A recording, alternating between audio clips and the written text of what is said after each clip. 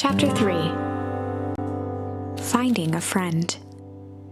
The next morning, it was quieter than usual at the breakfast table. Only the sound of silverware and chewing interrupted the awkward silence.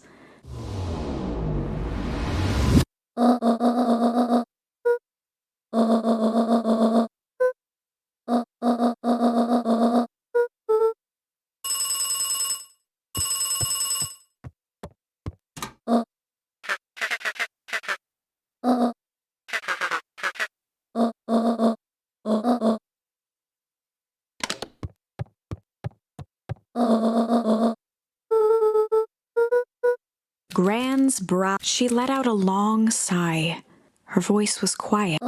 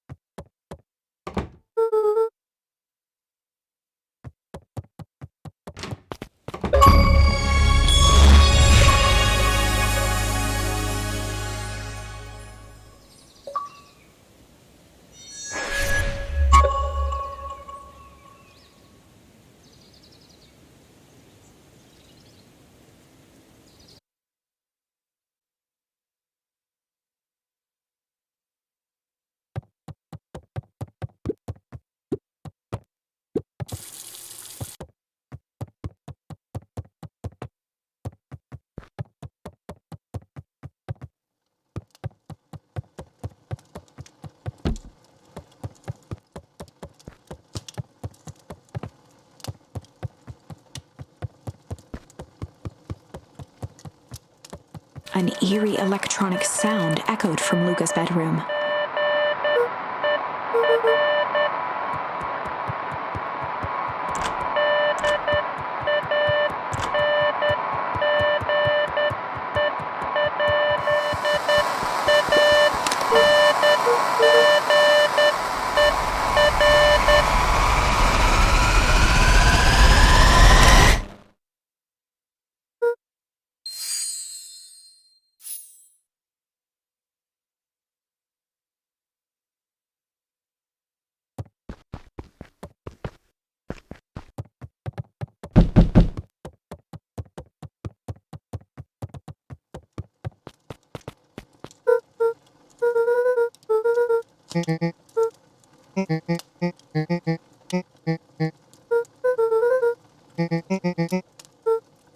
A pit formed in Luca's stomach.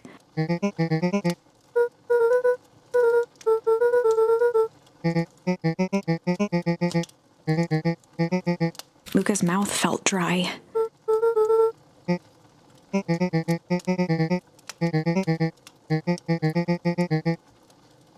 Luca could feel his heart beating in his throat.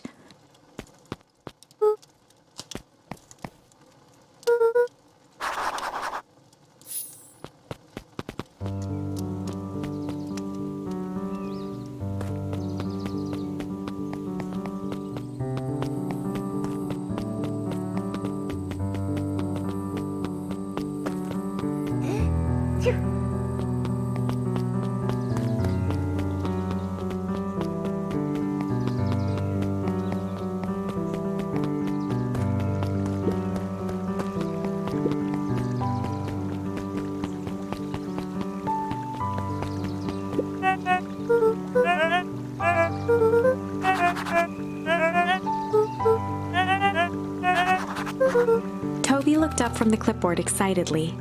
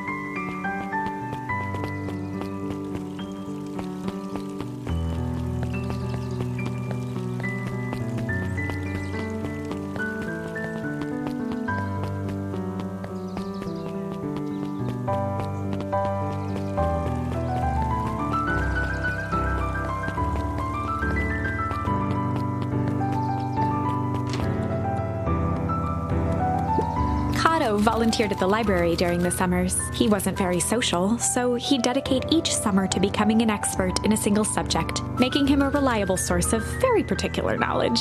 If you were to ask Kato something he didn't know, he'd escape into the dusty old bookshelves and return with just the right thing. Kato was lost in his reading. Luca crooked his neck to see the title, Introduction to Melitology. He gestured to the shelves.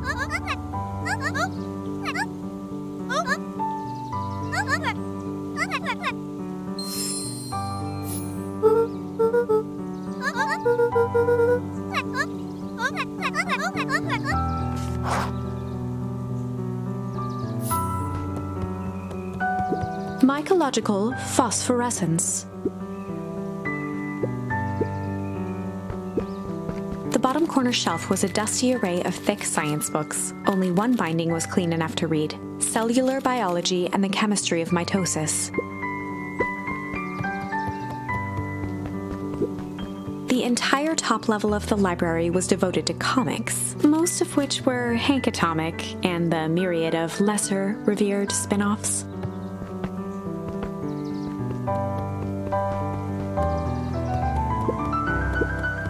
There were rarely any actual new editions, simply a variety of existing content rotated into the front display each week.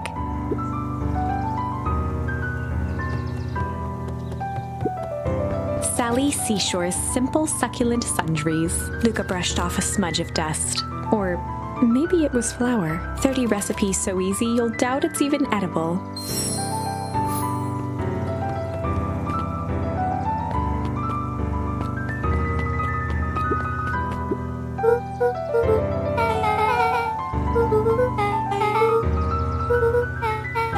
Beck's family moved often, giving her little time to establish any real connections. She would tell you she prefers it that way.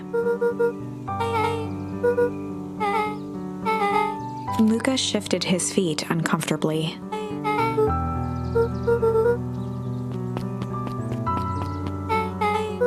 Beck pulled a coin from her pocket.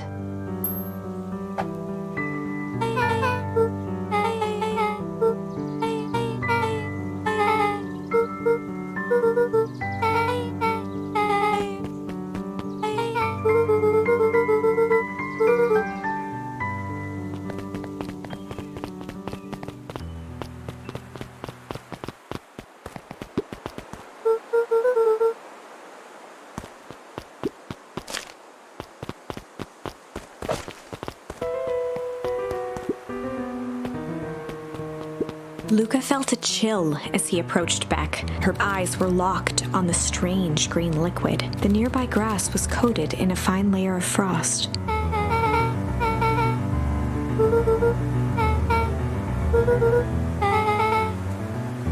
Luca watched as Beck dipped a broken tree branch into the goo. Beck's eyes widened as flowers grew from the dead wood. First small buds, which quickly bloomed into vibrant petals. As quickly as they had grown, the flowers began to shrivel and turn gray. Beck dropped the stick with a grunt of disgust.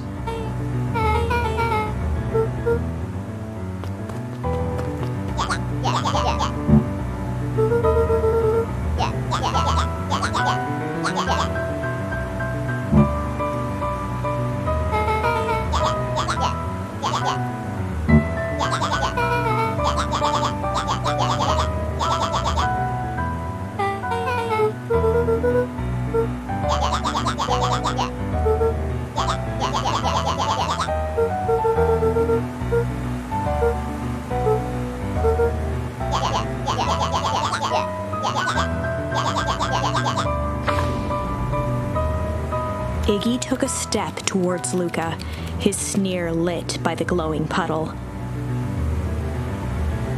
Beck could see tears welling in Luca's eyes, his fists clenched.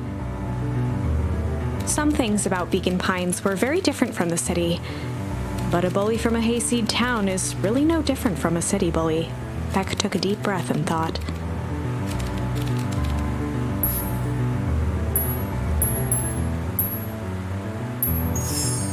Well, time to bust out the strange.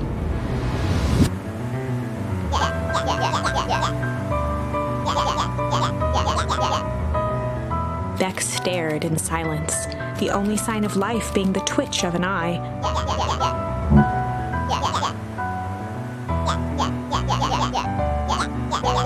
At the sight of Iggy taunting Beck, something in Luca snapped. Iggy's smirk shifted to a look of shock as Luca launched himself into his stomach. Iggy's clothes were drenched in the glowing ooze. Iggy's voice began to slur as he struggled to get up.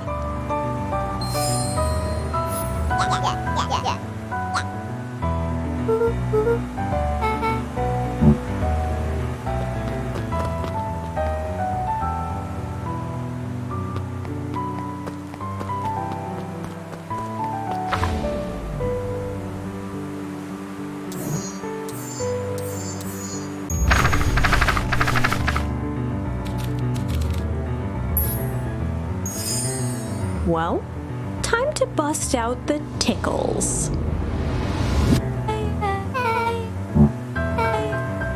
Beck lunged forward and began to tickle under Tish's arms.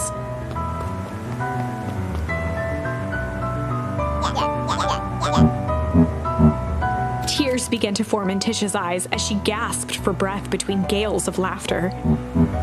Beck redoubled her efforts until Tish finally had had enough.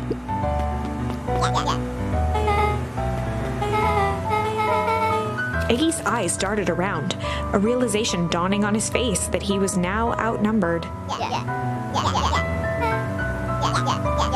Iggy kicked at the puddle before making his escape.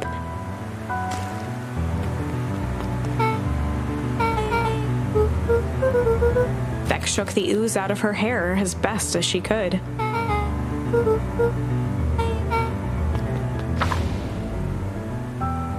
Chapter 4. The Best Policy. Luca paused for a moment, catching his breath. He'd only just met Beck, and somehow he already managed to drag her into this mess. Hopefully he could make it up to her. But finding Rollo was his primary concern.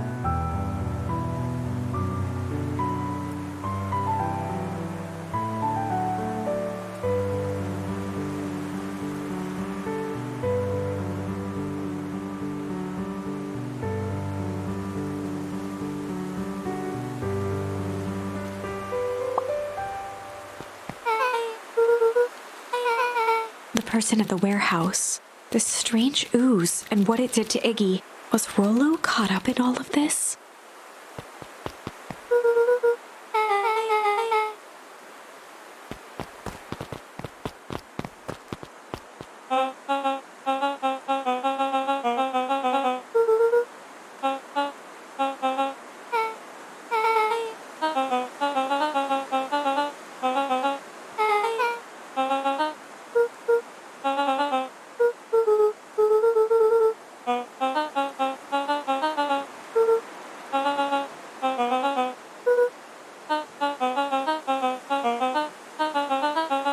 Beck glanced toward Luca.